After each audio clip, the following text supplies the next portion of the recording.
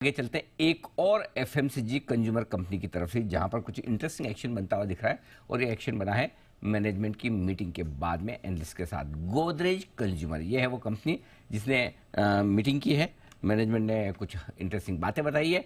क्या थी इस मीटिंग के हाइलाइट्स, नूपुर हमें बता रही है सारी डिटेल्स। नूपुर बताइए। बिल्कुल सर, पॉजिटिव हाइलाइट्स वहाँ से सामने आई है। गोदरेज कंज्यूमर के मैनेजमेंट ने एनालिस्ट के साथ मीटिंग की थी पिछले सप्ताह, और वहाँ से काफ़ी कुछ सामने आते हुए दिखा है। कंपनी ने 3 बड़ी चीज़ों पर फोकस किया है। पहला, लीडरशिप, जहाँ पे कंपनी का कहना है कि नए प्रोडक्ट पोर्टफोलियो से कंपनी अपने मार्केट लीडरशिप पर फोकस करेगी, मार्केट शेयर बढ़ाने पर फोकस करेगी। दूसरा बड़ा रीज़न है कि वॉल्यूम ग्रोथ को लेकर मैनेजमेंट काफ़ी पॉजिटिव है। इंडिया वॉल्यूम ग्रोथ में डबल डिजिट का ग्रोथ कंपनी ने मैनेजमेंट की तरफ से गाइडेंस आते हुए दिखा है। और तीसरा बड़ा उनका जो फोकस है वो इंटरनेशनल कारोबार पे, जहाँ पे वो काफ़ी पॉजिटिव है।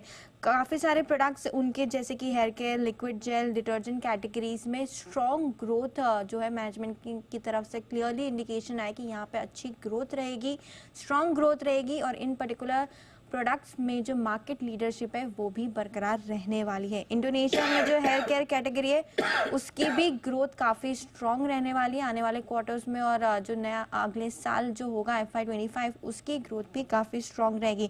मैन्युफैक्चरिंग एफिशिएंसी और बिजनेस मॉडल का जो ऑप्टिमाइजेशन नए मैनेजमेंट से हुआ है, सुधीर सीतापति साहब ने जब से MD एंड CEO का पदभार संभाला है उसके बाद से हमने देखा है कि मार्जिन्स भी सुधरते हुए दिखे। और मैनेजमेंट मार्जिन्स को लेकर अब यहाँ से और भी पॉजिटिव है, और मुनाफे में भी आपको सुधार होते हुए दिखेगा। मोतीलाल ओसवाल की तरफ से बाय का कॉल है, और टारगेट जो दिए वो 1210 रुपए के दिए। तो लीडरशिप बरकरार रहेगी, मार्जिन्स इंप्रूव होंगे, नए प्रोडक्ट लॉन्चेस होंगे, इंटरनेशनल कारोबार में ग्रोथ डबल होती हुई दिखेगी। और डबल डिजिट के इंडिया वॉल्यूम ग्रोथ को लेकर मैनेजमेंट काफ़ी पॉजिटिव है। ओके, तो ये है आपके लिए गोदरेज कंज्यूमर्स पर मोतीलाल ओसवाल की भी राय, और साथ ही एक्शन जो कुछ एनालिस्ट मीट के बाद आता हुआ दिखा है।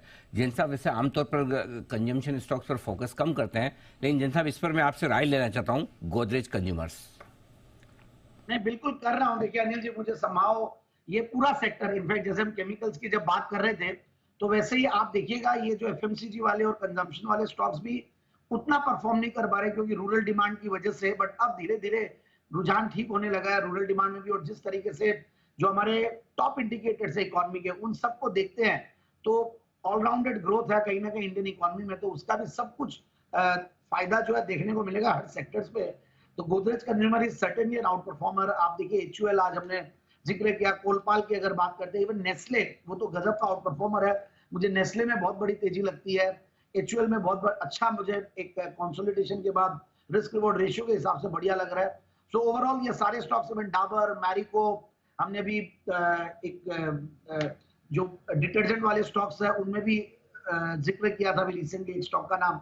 सो ओवरऑल आई फील कि ये सारे स्टॉक्स अच्छा करेंगे, और रूरल डिमांड और ओवरऑल कंजम्पशन स्टॉक्स में फर्क आएगा, और रिस्क रिवॉर्ड रेशियो के हिसाब से इन सब स्टॉक्स को कहीं ना कहीं लेके काम करना चाहिए।